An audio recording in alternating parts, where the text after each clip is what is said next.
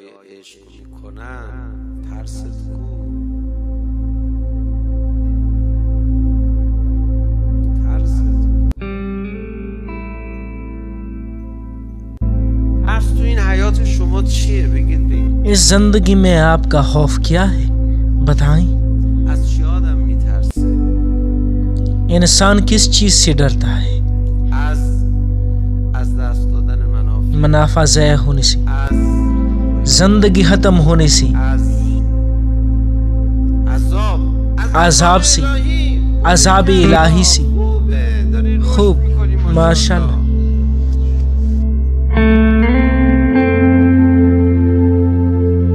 یه نفر اومده بود رنگش پریده بود پیش امیرالمومنین، اون فکر کرد ایک آدمی زرد رنگ کے ساتھ امیر المومنین کے پاس آیا. وہ سوچتا تھا کہ عارف بن گیا ہے. امام نے پوچھا آپ کا رنگ کیوں زرد ہے؟ کہا خوف خدا سے. فرمایا گناہ نہ کرو اور نہ ڈرو، خدا خوفناک نہیں ہے. اس کی حالت خراب ہوگی، اس کا عرفان ناقص تھا. میں کیوں خوفزدہ ہوں؟ خدا سے ڈرتا ہوں. آپ کو کس چیز کا خوف ہے؟ گناہ نہ کرو اور نہ ڈرو، خدا کسی پر ظلم نہیں کرتا.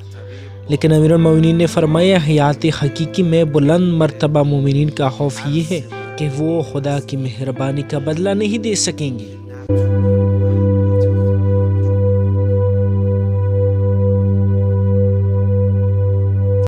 ان کا خوف یہ ہوتا ہے کہ اپنے عشق پر پورا نہیں اتر پائیں گے.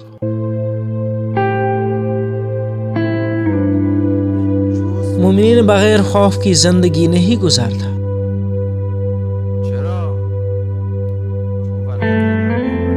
کیوں؟ کیونکہ جو مومن ہوگا خدا سے شدید محبت کرتا ہوگا.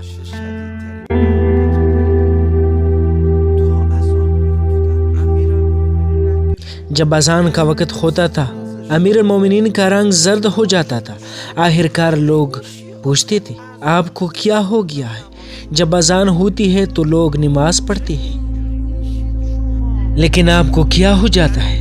آپ کا رنگ کسی جنگ میں بھی زرد نہیں ہوا. جب اذان ہوتی ہے آپ کا رنگ زرد ہو جاتا ہے.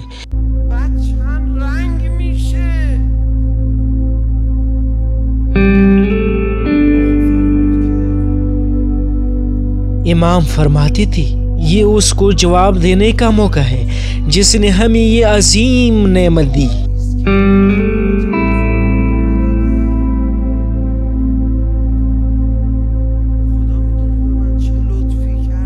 کیا آپ جانتے ہیں خدا نے مجھ پر کتنا لطف کیا؟ انسان ہونے کا لطف.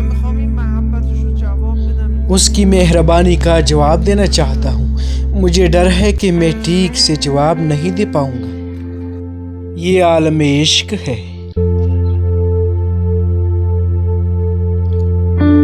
جو لوگ عشق کے دعوے کرتے ہیں، تمہارا خوف کہاں ہے؟ تمہارا خوف کہاں ہے؟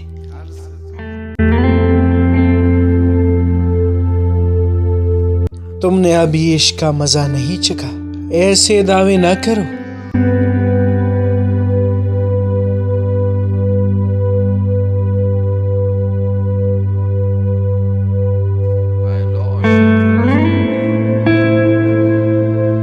سب سے عاشق تر کون تھے؟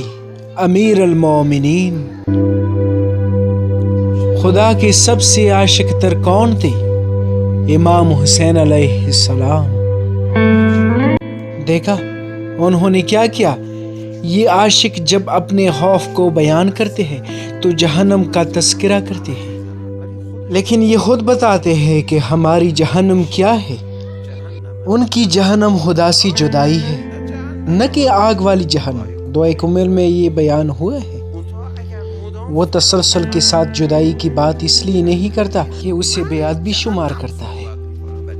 میں جہنم کے بارے میں بات کرتا ہوں، لیکن اے خدا آپ جانتے ہیں کہ میں کیا کہہ رہا ہوں. دو کمل کے آخر میں ایک جملہ ہے جو اس مسئلے کو حل کرتا ہے. اگر میں تیرے عذاب پر صبر بھی کر لوں تو تیری جدائی پر کیسے صبر کر سکتا ہوں؟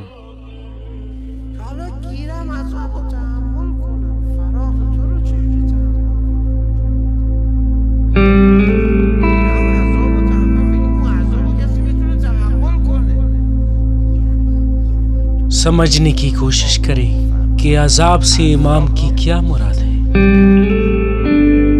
ان کی جہنم خدا سے جدائی ہے۔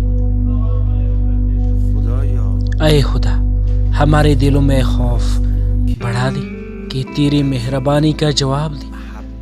الہی امین۔ در دل ما روز افزون بگردان.